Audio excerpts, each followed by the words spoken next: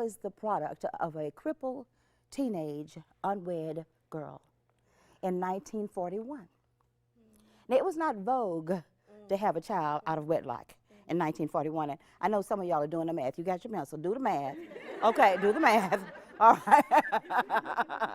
So, yes, I am over 60. Hallelujah. All right. But I discovered something when I was 30-some years old. I went on my first mission trip then. And on that first mission trip, I had to get a passport. I went downtown to get the passport, but I had to have my birth certificate. Well, I didn't have a birth certificate, so I went to the Bureau of Vital Statistics to try to get my birth certificate. And they looked for Thelma Louise Smith. They found no Thelma Louise Smith.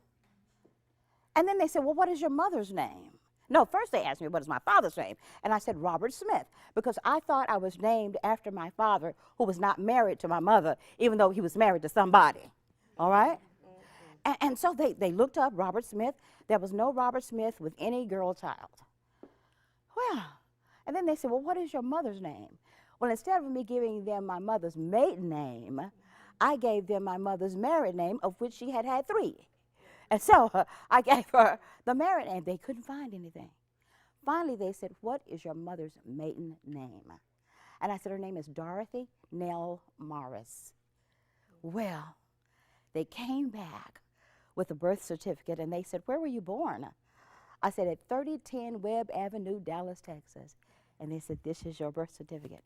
And guess what was on the birth certificate? Baby girl Morris.